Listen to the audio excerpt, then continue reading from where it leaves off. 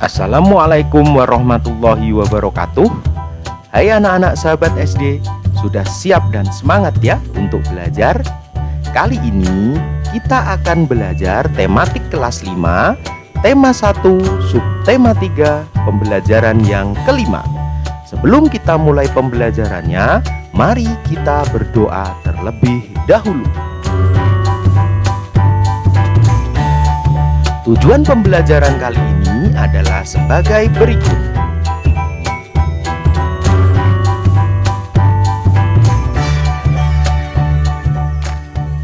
Anak-anak sahabat SD, pada pembelajaran sebelumnya kita sudah mempelajari tentang gangguan, kelainan, atau penyakit pada organ gerak pasif yaitu tulang.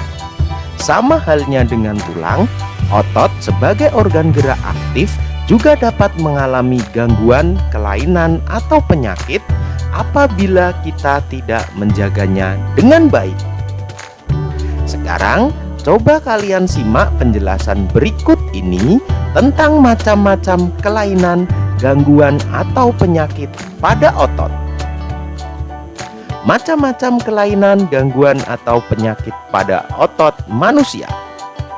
Yang pertama, hipertrofi, kelainan otot yang membesar dan menjadi lebih kuat karena sel otot diberikan kegiatan atau aktivitas yang terus-menerus secara berlebihan. Selanjutnya, atrofi, kelainan otot yang mengecil, lemah, fungsi otot yang menurun. Hal ini disebabkan adanya penyakit polimilitis yang dapat merusakkan sel saraf pada otot. Selanjutnya ada stiff atau kaku leher. Kelainan otot ini karena adanya peradangan otot trapesius leher akibat gerakan yang menghentak secara tiba-tiba atau salah gerak. Selanjutnya, tetanus. Kelainan otot yang disebabkan adanya infeksi bakteri Clostridium tetani. Tetanus menyebabkan otot menjadi kejang-kejang. Selanjutnya adalah kram. Kelainan otot yang disebabkan kurangnya aliran darah ke otot. Kram merupakan kontraksi otot yang terjadi secara mendadak dan singkat.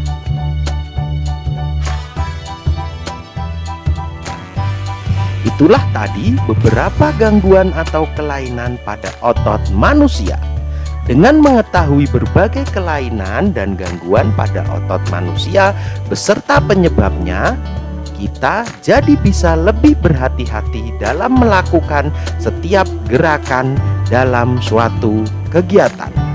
Mencegah adalah lebih baik daripada mengobati. Sekarang, mari kita baca teks berikut ini, kemudian kita akan menentukan ide pokok dari tiap-tiap paragraf dalam bacaan tersebut. Salah bantal. Sudah 2 hari ini leherku sakit. Kepalaku tidak bisa menengok ke arah kanan secara lurus atau ke belakang. Setahuku ini penyakit salah bantal. Apa itu salah bantal? Ketika bangun tidur, ada orang yang pernah mengeluh lehernya sakit dan tidak bisa digerakkan. Biasanya hanya menoleh ke sisi tertentu saja, ke kanan atau ke kiri. Keluhan tersebut kerap kali diistilahkan sebagai leher tengeng atau nyeri leher. Menurut Dr. Melia Waryanto, SPAK, salah bantal adalah suatu penyakit yang sering terjadi pada saat bangun tidur, di mana leher terasa kaku dan tidak bisa digerakkan ke kanan dan ke kiri. Penyakit ini sebenarnya disebut dengan torticollis. Tengeng atau torticollis adalah penyakit di mana posisi dagu tidak sejajar dengan tulang dada paling atas dan depan. Dagu hanya bisa miring ke kiri dan ke kanan. Kejadian ini bisa terjadi dan dialami oleh siapa saja, baik anak-anak, orang dewasa maupun orang tua. Rasa nyeri pada leher ini bisa berdampak pada terganggunya aktivitas sehari-hari. Pada sebagian kasus, hal ini seringkali tidak dipermasalahkan atau dikhawatirkan.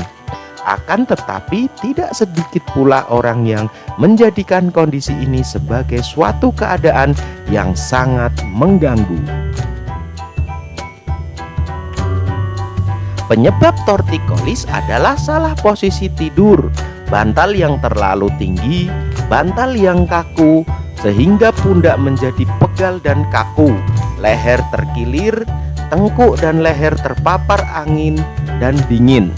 Selain itu, juga disebabkan oleh cedera atau terkilir pada otot leher dan tulang rawan, sendi, dan reumatis otot leher. Nyeri leher juga bisa muncul karena aktivitas terus-menerus yang dilakukan dalam waktu yang lama, salah posisi duduk, dan terjadi kecemasan atau stres. Oleh karena itu, kita harus selalu memperhatikan aktivitas yang kita lakukan sehari-hari. Kita juga harus berhati-hati dalam melakukan gerakan yang memanfaatkan kerja otot dan tulang. Semua orang bisa mengalami nyeri. Hal ini disebabkan karena postur tubuh manusia yang berjalan tegak lurus. Posisi kepala di atas ditunjang oleh otot-otot leher dan tulang belakang. Jika otot-otot penyangga kepala tidak kuat dan tidak berada dalam posisi yang baik, maka bagian atas dari tulang belakang akan mudah tertarik dan menimbulkan nyeri. Penyakit ini juga dapat memberikan gejala seperti sakit kepala dan rasa aneh saat menggerakkan kepala. Apabila sudah terkena salah bantal, sebaiknya segera diobati dengan cara dipijit. Namun dalam memijit harus dilakukan secara berhati-hati. Jangan sampai justru menimbulkan masalah lain, seperti salah urat. Pengobatan ini harus segera dilakukan agar tidak mengganggu aktivitas sehari-hari.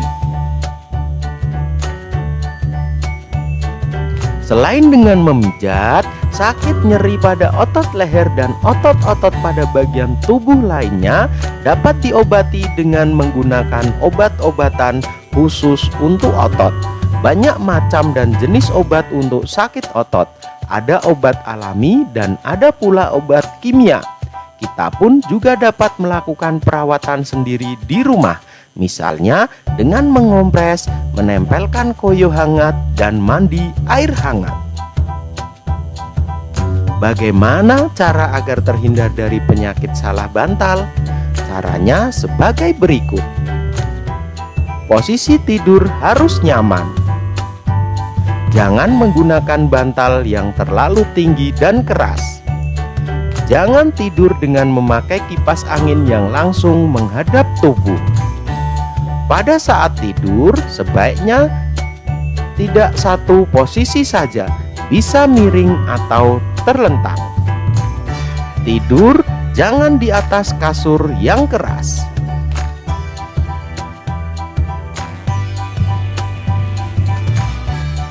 Selanjutnya, berikut ini merupakan ide pokok dari tiap paragraf dalam bacaan salah bantal.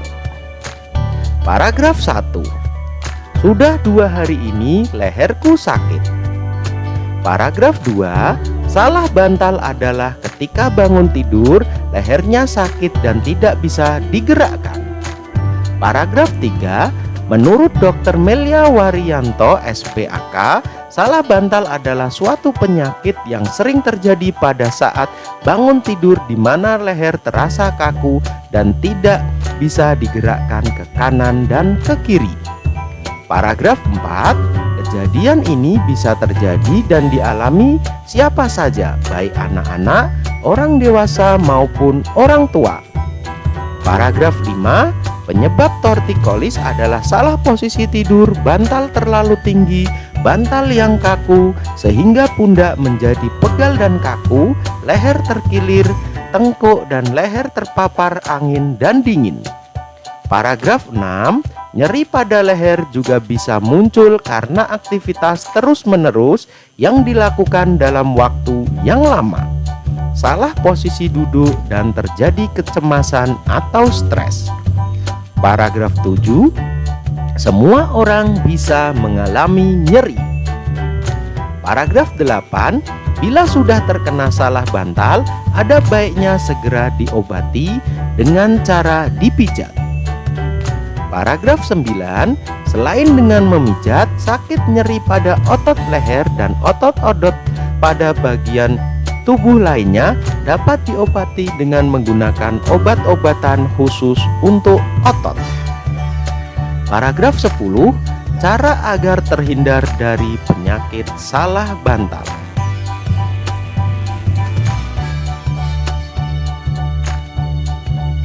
Anak-anak sahabat SD, pada pembelajaran sebelumnya kamu sudah mengenal tentang komik. Masih ingatkah kamu apa itu komik?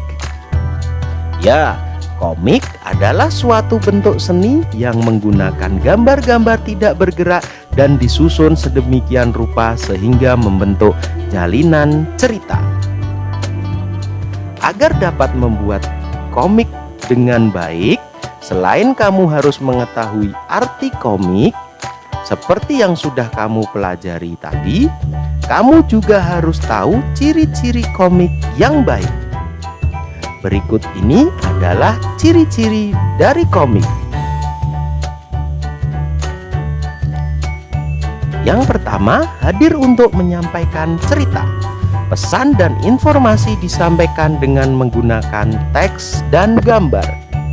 Yang kedua, proporsional. Keberadaan gambar dan teks yang berimbang membuat pembaca komik seakan-akan terlibat dan berperan langsung dalam cerita. 3. Menggunakan bahasa percakapan. Bahasa yang digunakan adalah bahasa sehari-hari yang mudah untuk dipahami. 4. Biasanya bersifat kepahlawanan. Umumnya, isi cerita komik akan cenderung membuat pembaca mempunyai rasa atau sikap kepahlawanan. 5. Penggambaran watak secara sederhana. Penggambaran watak dalam komik dibuat secara sederhana agar pembaca mudah memahami isi cerita dan menangkap pesan yang akan disampaikan dalam cerita. 6. Menyediakan humor. Kata komik berasal dari komik yang berarti jenaka. Humor dalam komik disajikan secara lugas sehingga akan mudah dipahami pembaca, dan biasanya humor yang disajikan sering terjadi dan ada di masyarakat.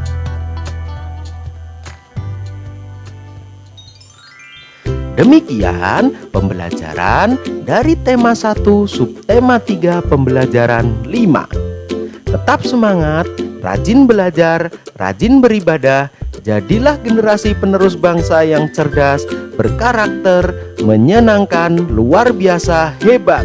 Terima kasih. Wassalamualaikum warahmatullahi wabarakatuh.